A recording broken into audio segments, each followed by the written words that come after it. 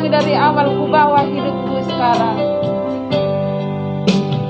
Bawa hidupku sekarang ke tempat kudus-Mu Tuhan. Di mesbah-Mu ku serahkan seluruh hidupku, penuhi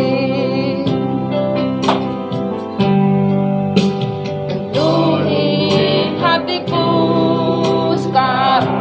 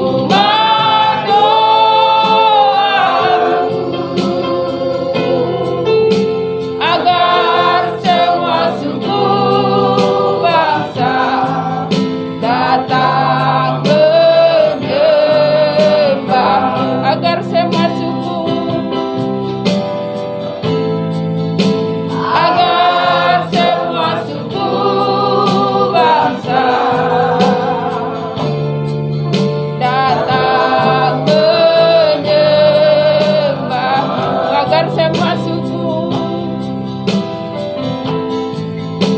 agar semua suku bangsa datang menyembahmu. Haleluya, haleluya, haleluya.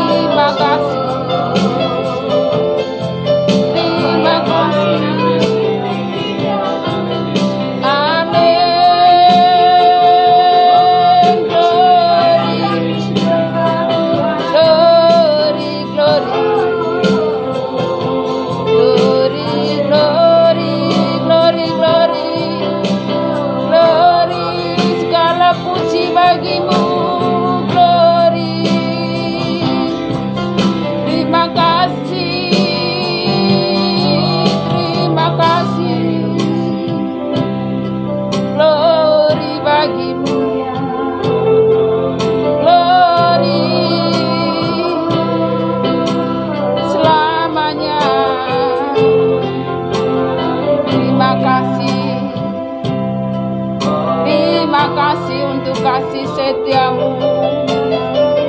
Terima kasih untuk keselamatan yang Tuhan berikan. Terima kasih buat berkat-Mu. Terima kasih buat anugerah-Mu Bapa. Ajaib, ajaib perbuatan-Mu. Terima kasih buat pengorbanan-Mu. Yesus, glory, glory. Terpuji nama-Mu selamanya. Terima kasih, terima kasih. Glory, glory. Terima kasih. Ku mau mengucap syukur selamanya. Selamanya kami menyembah Engkau Yesus. Terima kasih Tuhan, terima kasih. Terima kasih.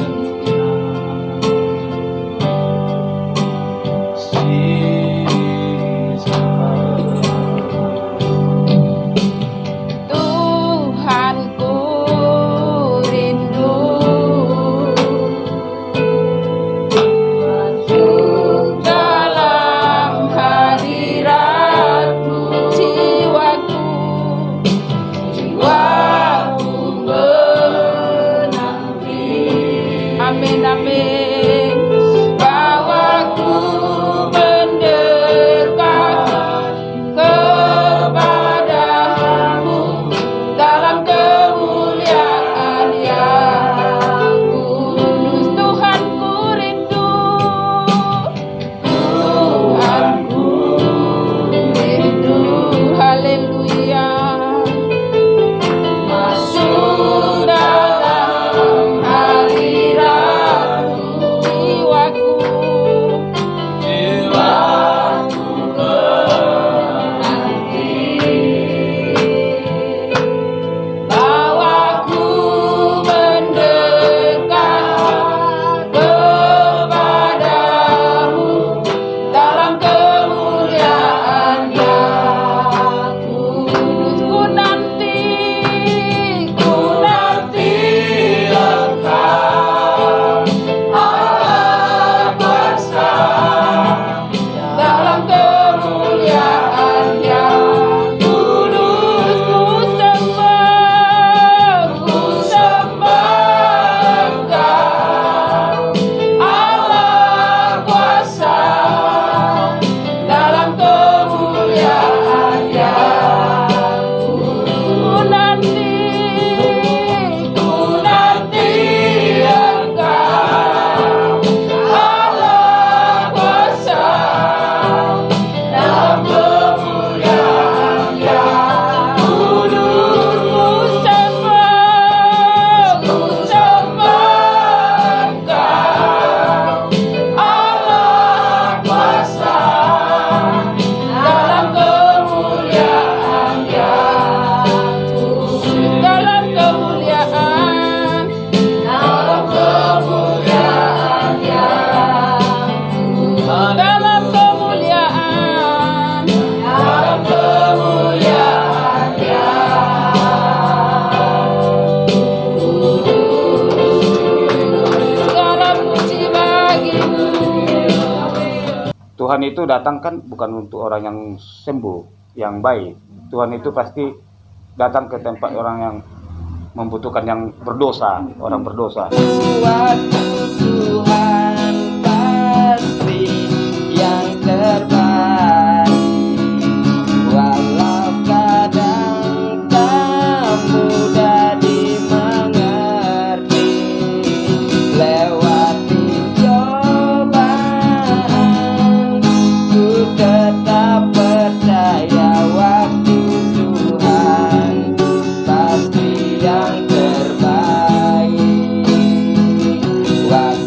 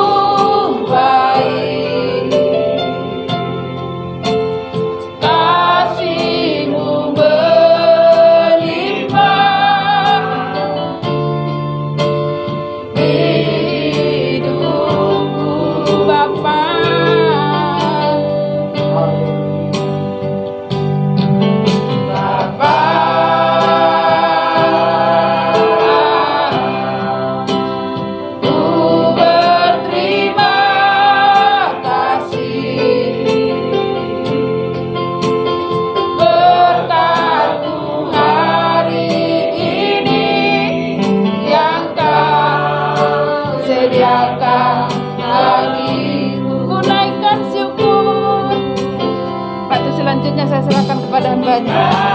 Naikkan syukurku buat hari yang Kau beri.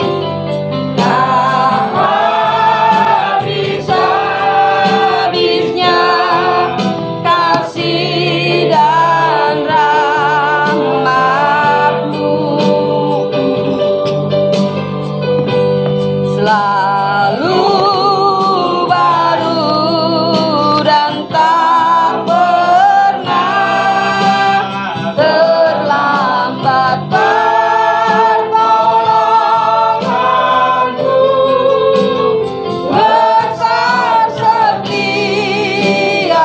Besar setiamu, besar setiamu, besar setiamu, besar setiamu, besar setiamu di sepanjang hidupku.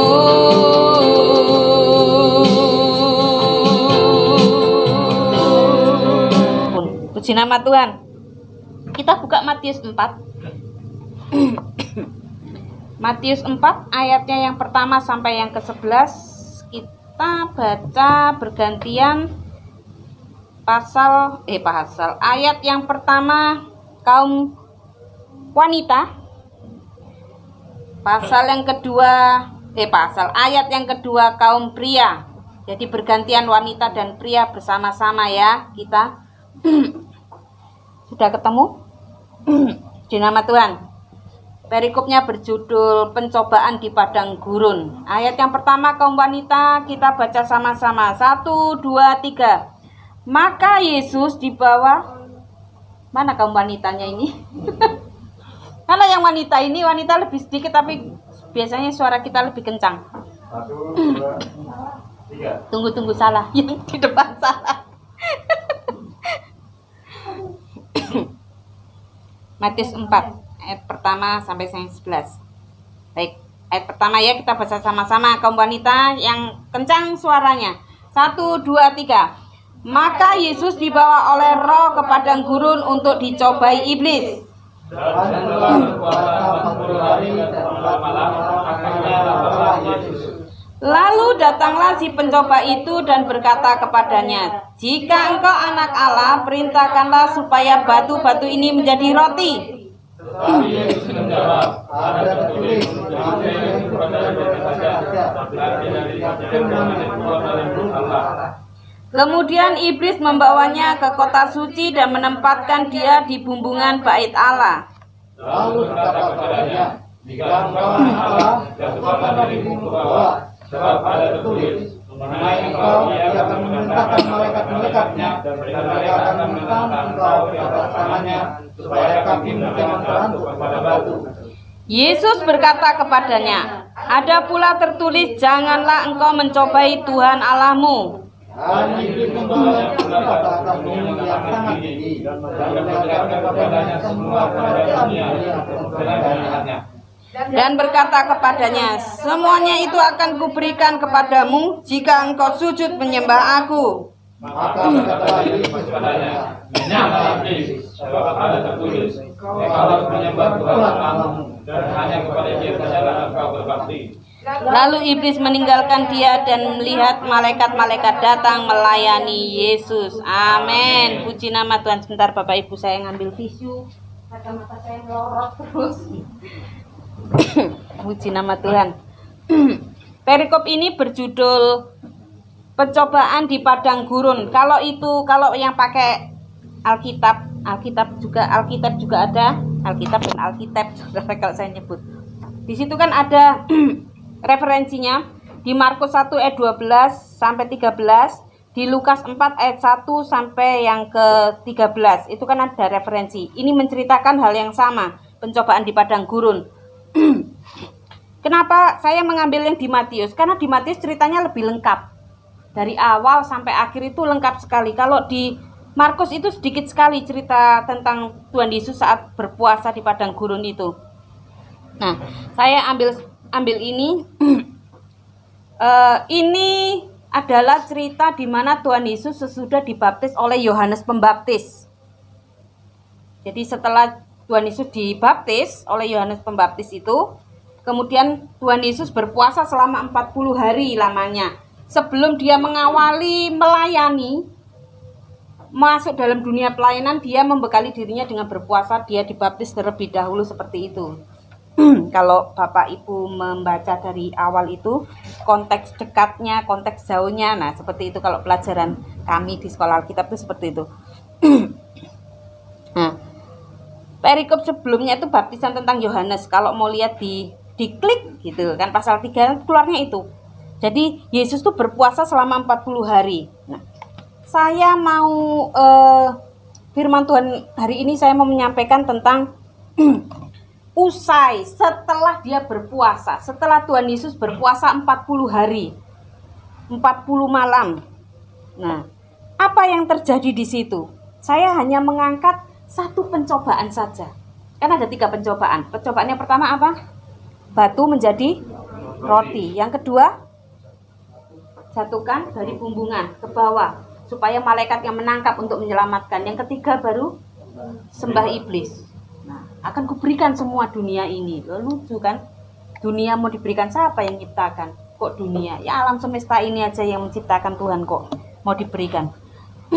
Tapi saya mau mengangkat satu pencobaan, yaitu tentang batu menjadi roti. Kenapa ya? Pertanyaannya itu, kenapa ketika Tuhan Yesus selesai 4 hari ke-40 selesai, iblis itu langsung datang. Yang ditawarkan iblis itu adalah, ubahlah batu menjadi roti. Kenapa itu? Kenapa kok bukan menyembah dulu? Kok bukan menjatuhkan dulu? Saya berusaha merenungkan, ternyata iblis itu mengetahui kondisi lapar Tuhan Yesus. Kan di ayatnya di situ kan dikatakan lapar. Tuhan Yesus itu lapar. Iblis itu mengetahui orang puasa itu pasti lapar. Ini hari pertama orang puasa, tetangga kita. Nah, orang puasa itu lapar. Iblis tahu kalau Tuhan Yesus itu lapar. Yang ditawarkan pertama itu apa? Kebutuhan dari Tuhan Yesus. Tuhan Yesus butuh makanan. Kebutuhan dari Tuhan Yesus yang ditawarkan dulu. Nah, iblis sangat tahu. Ini bukan maha tahu loh ya. Itu sudah logikanya gitu. Orang puasa pasti lapar. Ini bukan maha tahu. Tanpa Tuhan yang maha tahu sama iblis yang tahu itu, kita juga tahu orang puasa itu pasti lapar. Iblis tahu Tuhan Yesus itu lapar. Yang ditawarkan pertama adalah kebutuhan Tuhan. Tuhan Yesus itu lapar, butuh makanan. Makanya si iblis ini menawarkan kebutuhan. Nih, ubahlah roti ini loh, batu. Mau batu kecil kayak mau batu besar, kamu butuh makan. Bisa nggak Tuhan Yesus mengubah? Bisa. Sangat bisa.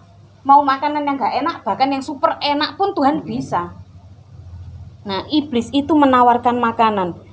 Nah, kenapa itu bisa terjadi? Karena yang diserang iblis itu di sisi Tuhan Yesus yang pertama itu kebutuhan, supaya Tuhan Yesus jatuh dalam kebutuhannya. Jadi Tuhan Yesus itu kan hebat. Kalau Tuhan Yesus saat itu mengiyakan, lain lagi ceritanya. Lain lagi ceritanya, saya nggak akan di mimbar sini bersama Bapak Ibu Saudara. Lain lagi ceritanya, mungkin Bapak Ibu Saudara nggak ada di sini. Nah, tapi Tuhan itu tahu tujuan dari iblis. Nah, saya berusaha singkat saudara, kenapa saya mau mengaplikasikan ke kehidupan kita. Seringkali, kalau saya komunikasi sama Mas Yogi, kebutuhan dan keinginan. Nah, kalau keinginan itu kan istilahnya ekstrakurikuler kalau di sekolah. Ekstrakurikuler itu seperti basket lah, menari, apa yang nggak penting. Kalau yang penting itu kan pelajaran-pelajaran penting. Nah, kebutuhan itu yang terpenting, bukan keinginan. Kebutuhan itu yang terpenting. Kebutuhan kita apa? Makanan, kehidupan kita. Kebutuhan kita ini yang biasanya diserang. Seringkali hati-hati dengan kebutuhan kita. Tuhan aja berhati-hati dengan kebutuhannya. Tuhan butuh makan. Itu yang diserang iblis pertama. Saat ini kita butuh apa? Nah, Mas Aditya butuh apa? Butuh gereja. Kita butuh gereja kan? Kalau kita nih ini semua. Kalau pribadi kita nih saat ini butuh apa? Ada yang butuh uang. Siapa yang nggak butuh uang? Semua orang butuh uang. Kebutuhan keuangan, kebutuhan jabatan. Wah, kalau yang di pemerintahan biasanya main sodok sana, sodok sini, senggol sana, senggol sini. Kebutuhan jabatan, kebutuhan untuk diakui. Itu kebutuhan, bukan keinginan. Butuh diakui itu. Sungguh besar setiamu, nyata di sepanjang hidupku. Caramu telah layakkan kehidupanku.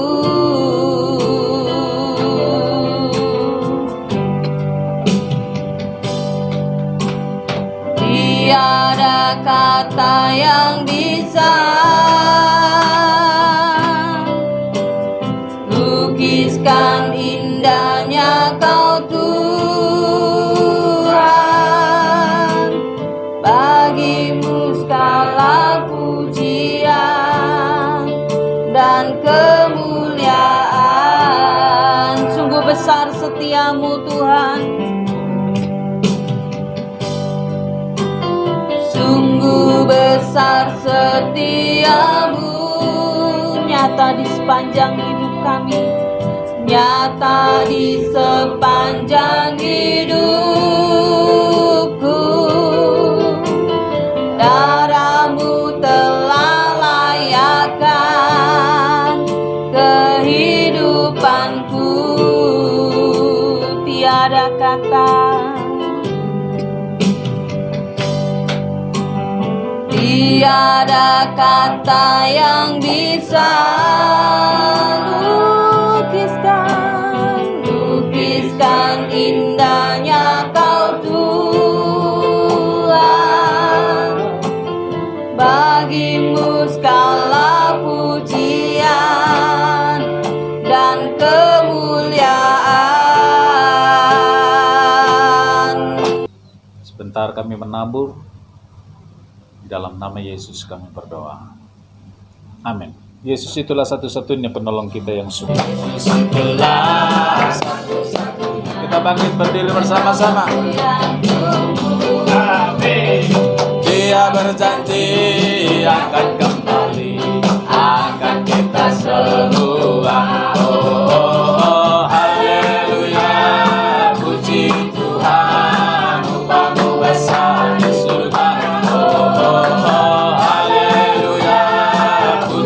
Tuhan, upah-Mu besar. Sekali lagi, Yesus itulah satu-satunya penolongku yang sungguh. Dia berjanji akan kembali, akan kita semua. Oh, haleluya, puji Tuhan, upah-Mu besar di surga.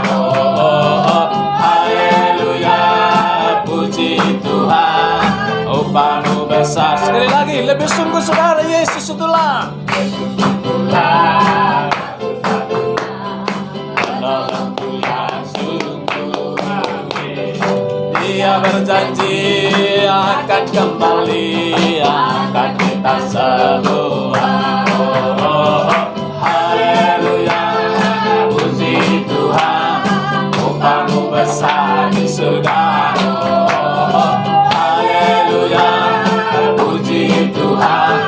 Upah-Mu besar, upah-Mu besar, upah-Mu besar di surga. Upah-Mu besar, upah-Mu besar di surga. Haleluya. Di dalam nama Yesus kami berdoa buat Mas Agil Tuhan, saudara kami ini di dalam Tuhan. Ketika besok dia akan menghadapi ujian, Bapak, kami melepaskan berkat hikmat dari Tuhan, pengurapan yang baru dari Tuhan. Dia tidak sendirian, melainkan Roh Kudus bersama dengan dia. Amen. Teguhkan, mantapkan hatinya, tidak ada kekhawatiran, ketakutan dalam menghadapi ujian. Demi nama Yesus, Roh Kudus sama dia. Demi nama Yesus, berikan kemampuannya Tuhan. Ketika hari-hari ini dia belajar menyiapkan diri, Roh Kudus tolong dalam nama Yesus. Setiap ujian yang dihadapinya, Roh Kudus mampukan dia, tolong dia. Di dalam nama Yesus kami berdoa supaya hasil yang terbaik dimunculkan lewat Mas Agil. Di dalam nama Tuhan Yesus. Yang hari-hari ini juga sedang mengikuti ujian Tuhan anak-anak kami. Tuhan, Engkau terus bersama mereka. Dan yang akan ujiannya Tuhan, kami berdoa hari-hari ini supaya mereka dipersiapkan oleh Roh Kudus. Terima kasih Bapa di sorga. Setiap pribadi, setiap keluarga yang hadir di sini, Tuhan Engkau menjamah, memberkati kami. Bahkan setiap pergumulan kami masing-masing, Roh Kudus Engkau solusi buat kami. Haleluya. Mari kita angkat kedua tangan kita. Haleluya. Saudara-saudaraku yang dikasihi oleh Tuhan, sekarang terimalah anugerah dari Allah Bapa, kasih dari Yesus Kristus, dan persekutuan yang manis dan indah oleh Roh Kudus menyertai saudara, memberkati saudara, menguatkan, menghibur setiap saudara dan saya mulai malam ini, besok sampai selama-lamanya. Di dalam nama Yesus, setiap kita yang percaya sama-sama berkata, Amin. Tuhan memberkati.